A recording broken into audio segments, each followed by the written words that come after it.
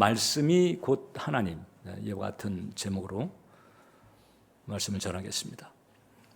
영국의 한 유명한 저널리스트가 국회의원 혹은 변호사, 의사, 교수 이런 지성인들을 대상으로 설문조사를 한 적이 있었습니다.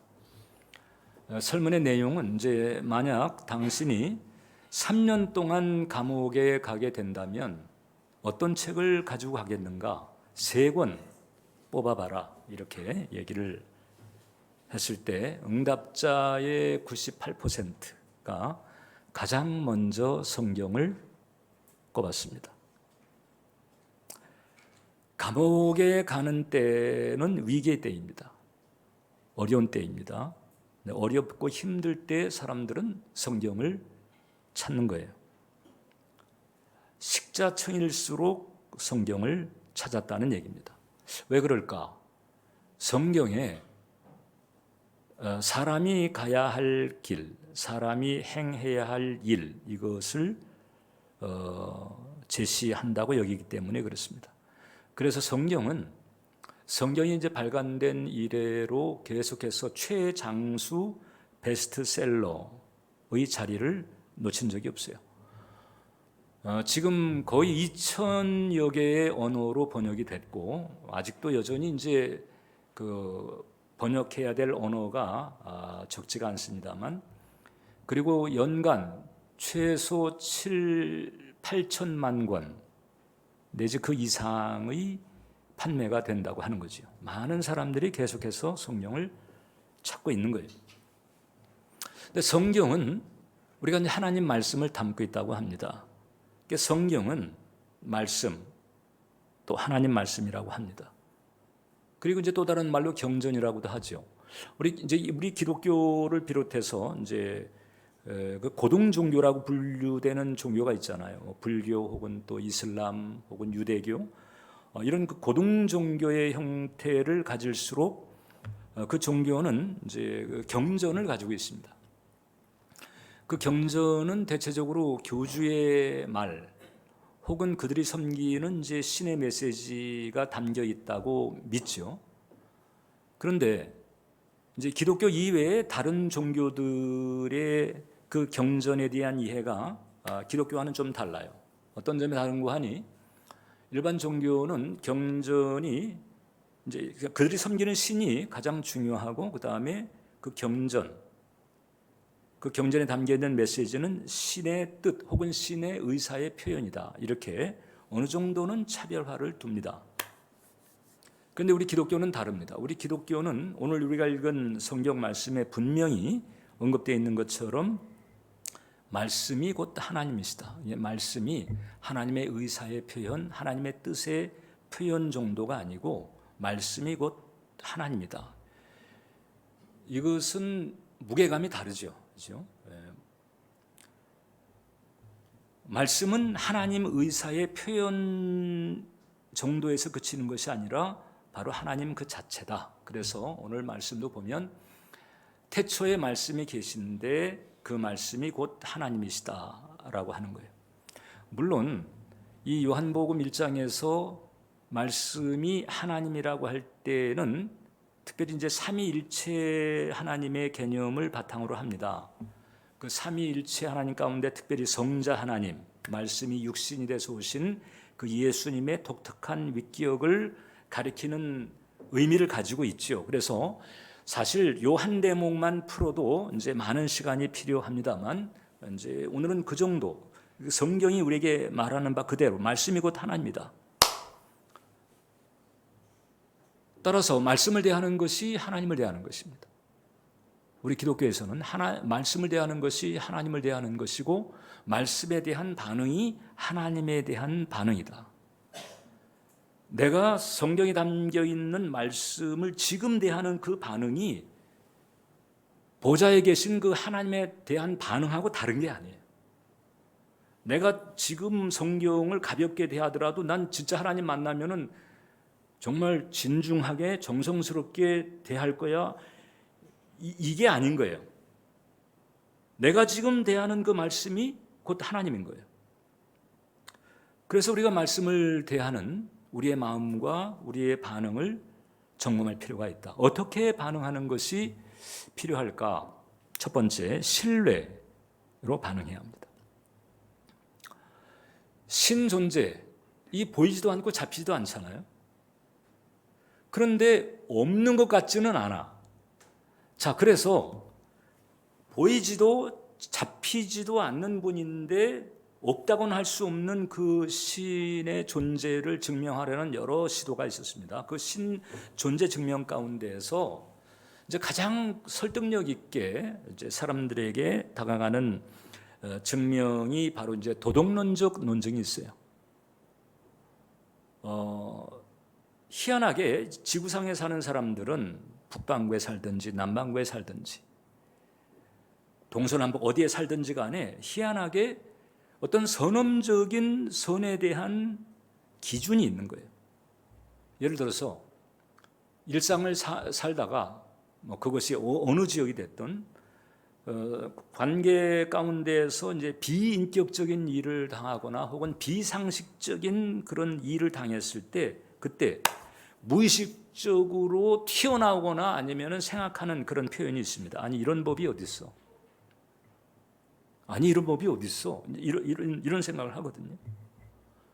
그때 이 법은 민법이나 형법이 아닌 거예요. 어떤 법이냐?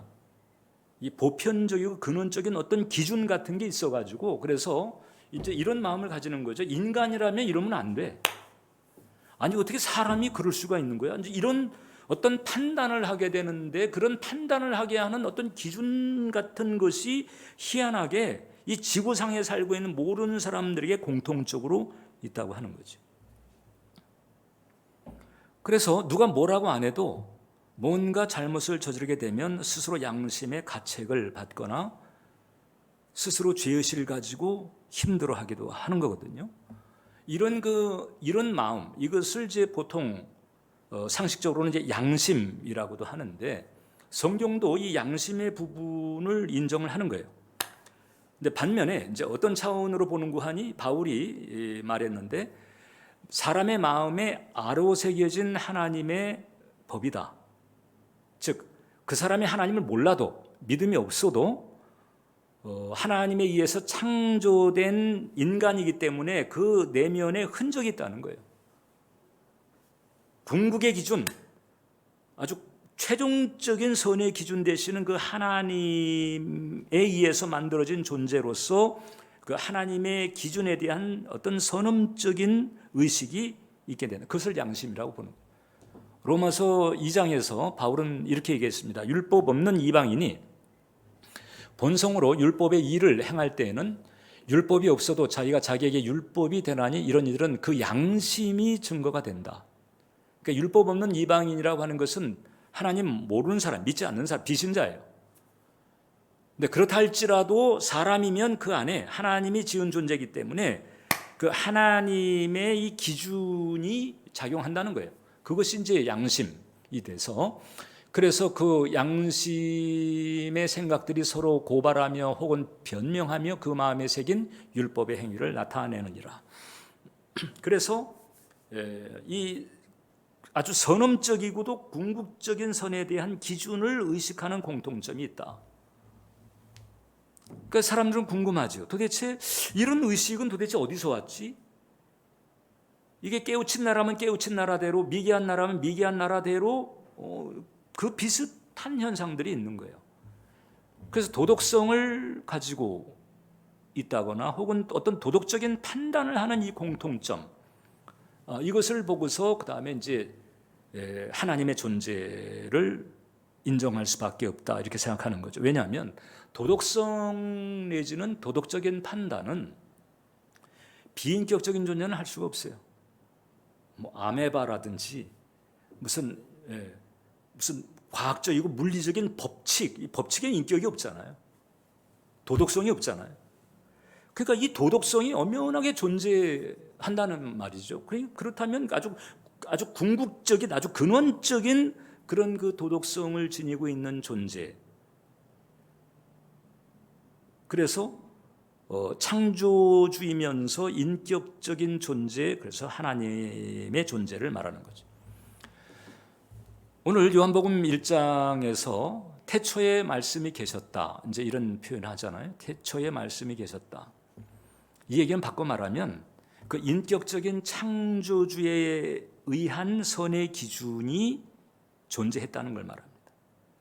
그래서 인격적인 창조주, 인격적인 하나님의 그 법칙, 하나님의 기준, 이런 것이 원래서부터 있었고, 이 기준 하에서 사람이 만들어졌는데 그 만들어진 사람이 하나님과의 교제가 단절되면서 하나님은 모르게 됐지만은 그런 마음속에 그 하나님이 심어준 그 기준이 있다는 거죠. 그 양심이 된 거예요.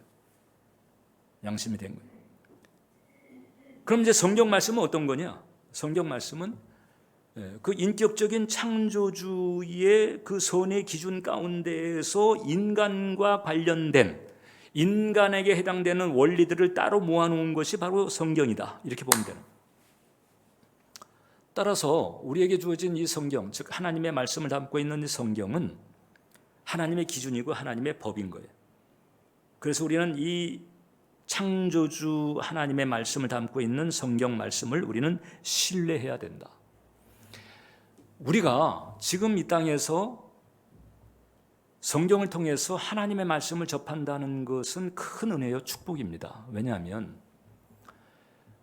원래 아담의 타락 이래로 하나님과 분리되고 결별된 인간들은 그 상태에서 이제 하나님과 떠난 상태에서 하나님의 법을 안 지키죠. 하나님의 법을 지키지 않으니까 그 법을 지키지 않은 데 대한 대가를 치를 수밖에 없고, 그것이 이제 인생의 고통으로 나타나는 거잖아요.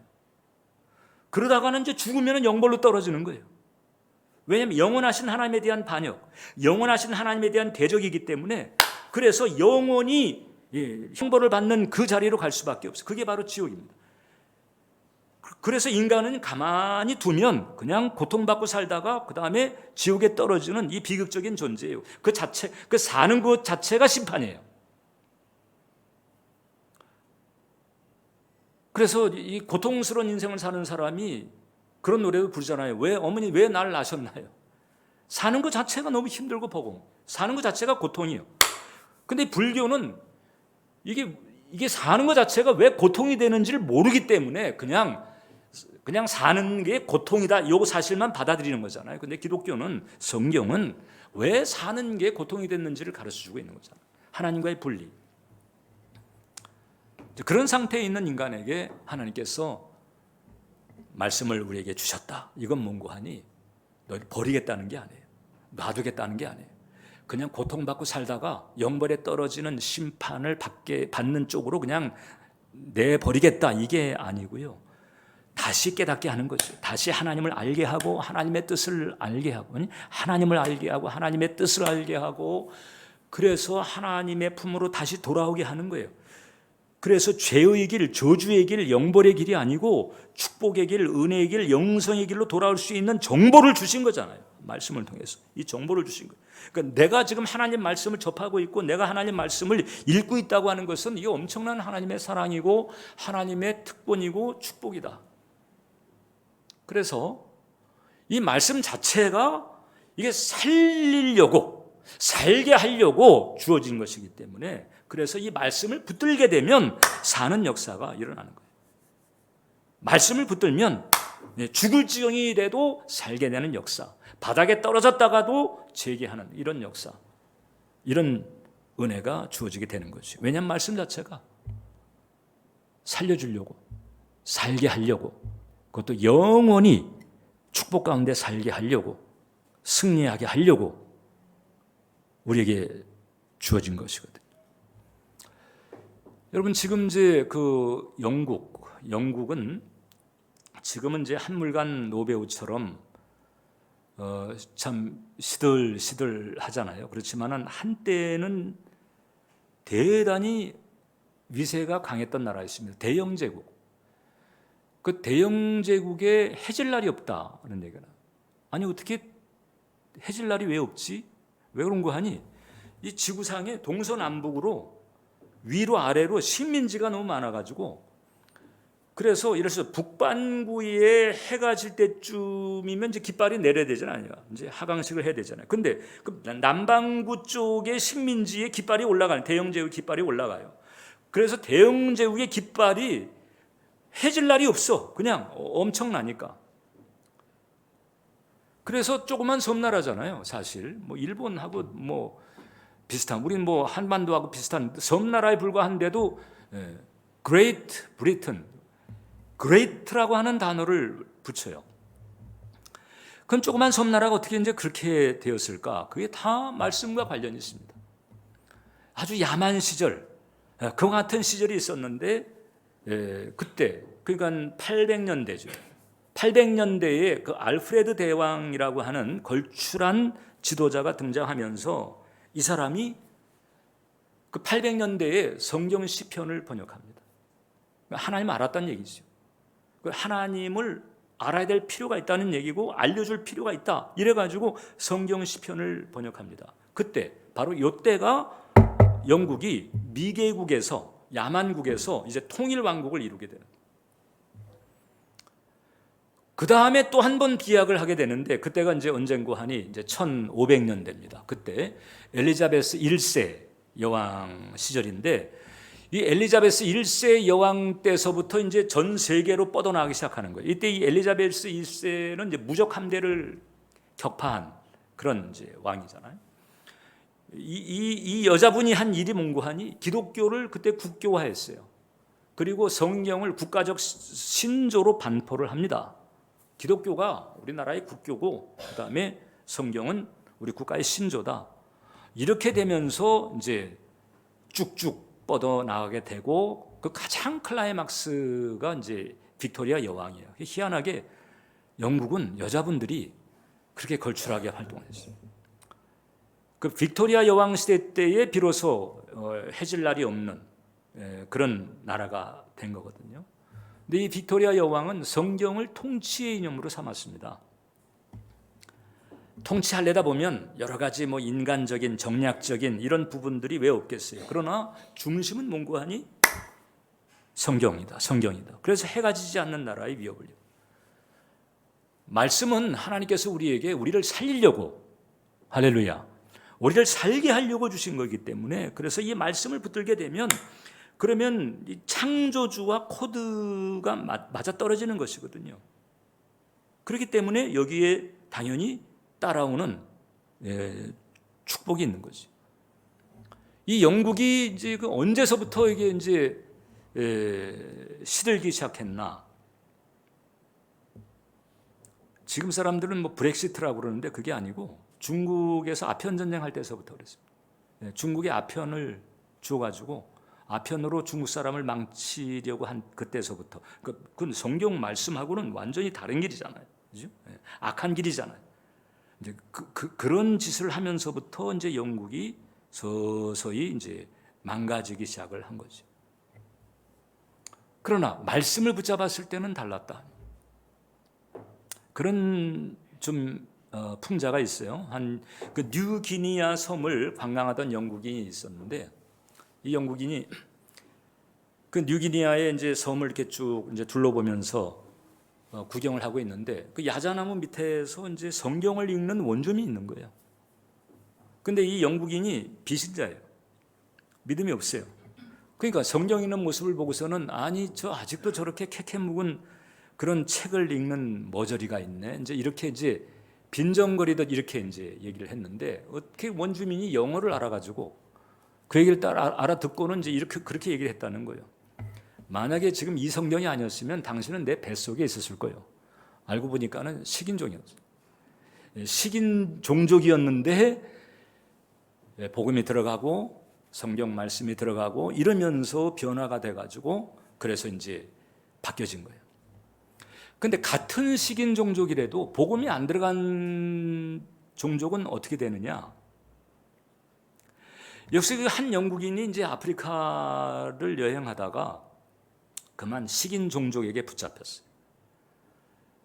그러니까 이제 그동안 짐승의 고기나 아니면 까만 고기 먹다가 이제 하얀 고기 먹게 생겼네. 이래가지고 이제 식사 준비를 지금 하는 거잖아요. 이 사람을 묶어놓고 이제 식사 준비를 하는데 그 식인 종족의 추장이 이제 다가와서 묻더랍니다.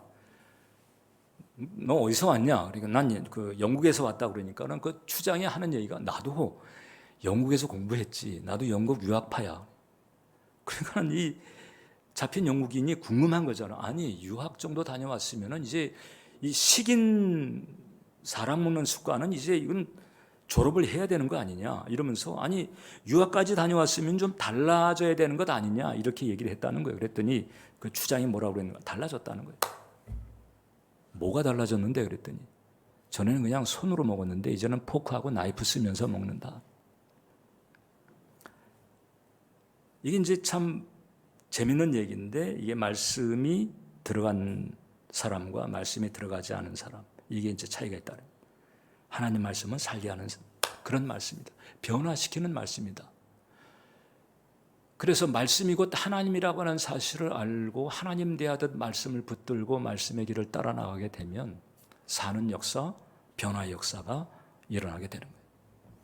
두 번째, 우리가 하나님 말씀을 대할 때 이제 순종으로 대해야 합니다. 자, 말씀이 곧 우리가 하나님이라고 그랬잖아요. 말씀이 하나님이다. 그러면 이제 최고의 권위를 가지고 있다는 거죠. 여러분, 우리나라에서 그 가장 그 최고의 권위를 가지고 있는 기구가 어디일 것 같아요? 용산일 것 같나요? 예전에는 청와대? 아닙니다. 헌법재판소입니다. 뭐 잘 알고 있는 것처럼 헌법재판소는 대통령 파면도 해요. 그러니까 최종적인 권위를 가지고 있는 데가 헌법재판소예요. 그래서 지난번 그 박근혜 대통령 이후로 우리나라는 대통령제가 아니고 헌법재판소제다 뭐 이런 이제 얘기할 정도입니다. 근데 우리나라에서는 헌법재판소죠. 그런데 온 우주 천지에서 가장 최고의 권위를 가지고 있는 분이 바로 누구냐? 하나님이고 그 하나님의 말씀이 그 하나님은 보이지 않잖아요. 하나님은 우리하고 차원이 달라요. 우리와 차원이 다른 그 하나님께서 그 3차원에 살고 있는 우리로 하여금 우리 인간을 위해서 예비된 하나님의 은총의 원리들을 깨달아 알도록 하기 위해서 주신 것이 하나님 말씀이거든요. 온 우주천지에서 최고의 권위를 가지고 있는 말씀이다. 그렇다면 이 하나님 말씀은 지키는 게 상책이죠. 왜냐하면 하나님의 말씀은 또 다른 별명을 붙여 하나님의 법이죠. 하나님의 기준이죠. 그 세상에서도 법을 지키지 않으면 대가를 치르잖아요. 작은 법을 지키지 않으면 작은 대가를 치르고 큰 법을 지키지 않으면 큰 대가를 치릅니다. 그리고 실제로 자연 법칙 같은 것도 마찬가지잖아요. 중력의 법칙이 있잖아요. 그 중력의 법칙이 엄연히 존재하는 세상에 살고 있는데 중력의 법칙을 무시하는 거예요. 그래가지고 건물 옥상에 올라가가지고 나는 중력의 법칙 안 믿는다. 그리고 몸 날려보세요. 그걸로 박살 나는 거지. 중력의 법칙을 어기면 그럼 법칙을 어긴 데 대한 대가를 치르는 거예요.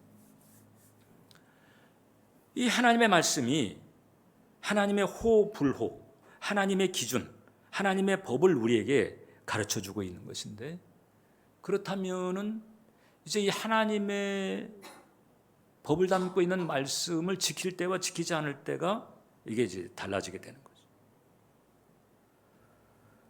그래서 우리가 이 하나님 말씀은 순종하는 것이 상책이다. 하나님 말씀은 참조사항이 아닙니다. 하나님 말씀을 참조사항 정도로 아는 데서 오는 대가 치름이 예상보다 많습니다. 저의 삶에도 그랬고 여러분들의 삶에도 그렇지 않다고 말할 수가 없어요. 그래서 우리가 이 하나님 말씀이 담고 있는 그 권위를 알고 그 말씀에 순종을 하면 그러면 이미 말씀드린 것처럼 살게 되고 그 다음에 살리는 일들이 우리에게 일어난다는 거예요.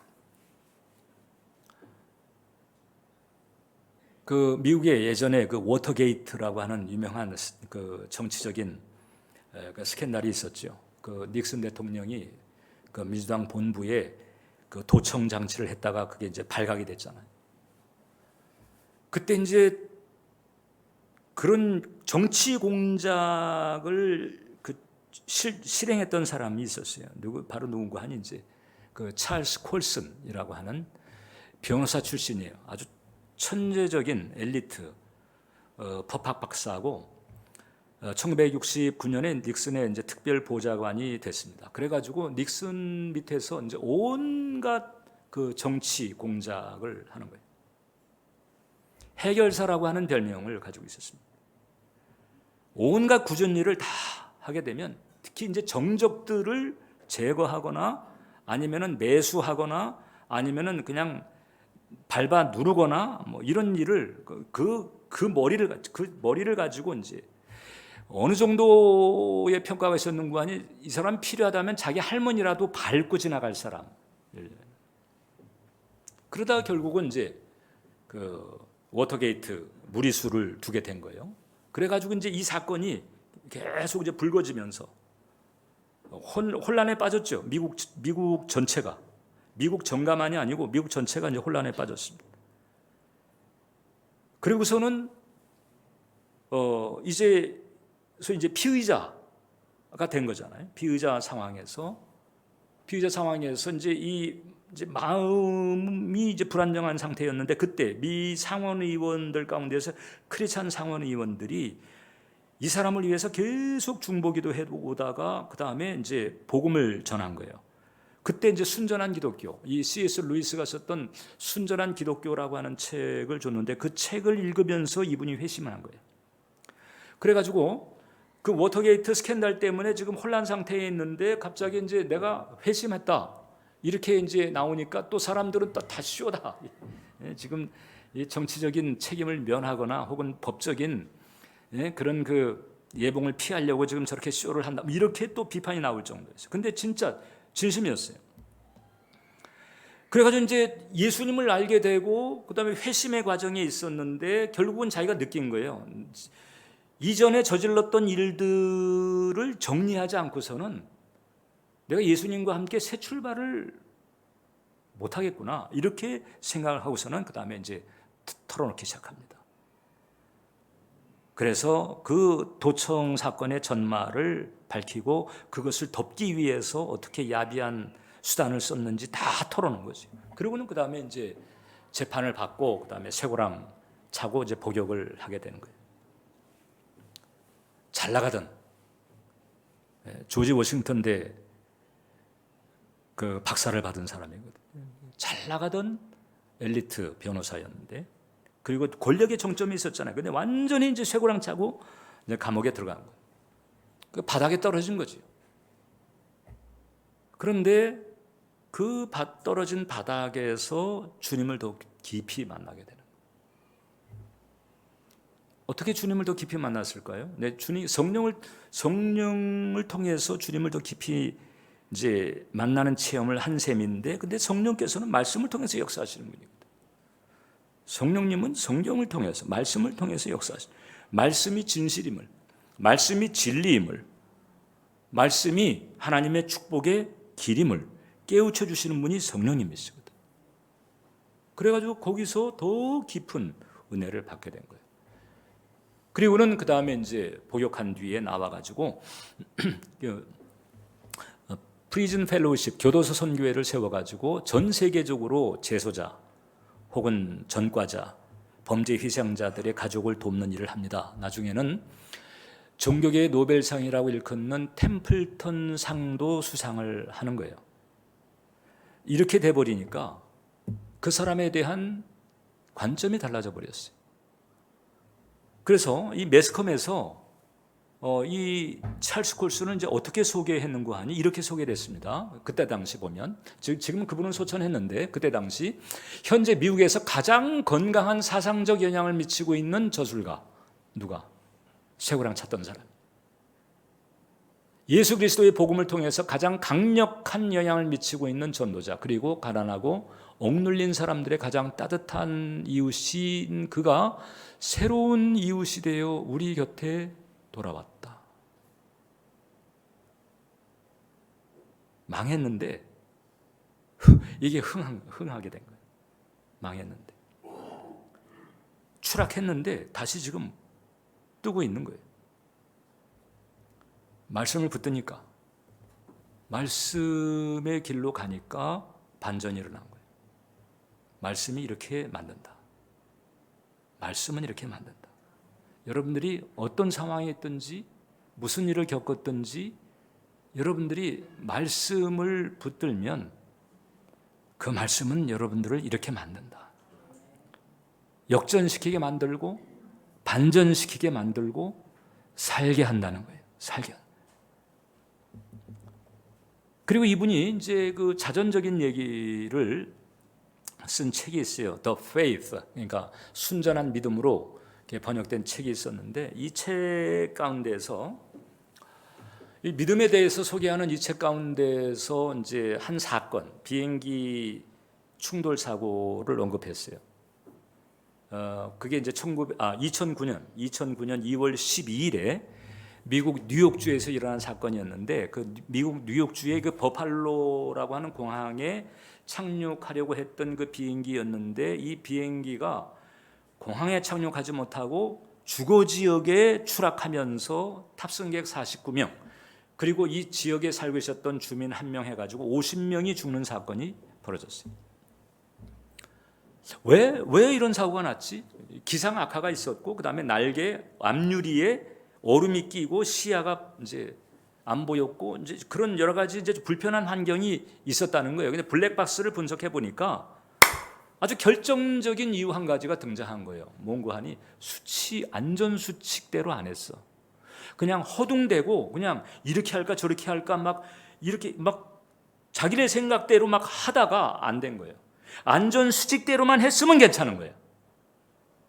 그 자동 항법 장치도 있고 안전 수칙대로만 하면 됐던 거였거든요. 근데 그 기장과 부기장이 어쩐 일인지 그냥 안전 수칙대로 하지 않은 거예요.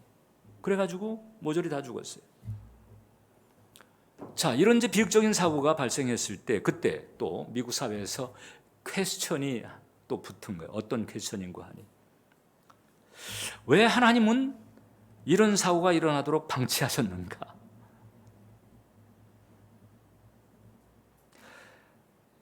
그 또 하나님을 또 이제 여러분 이게 하나님 탓이 아니잖아요, 그죠?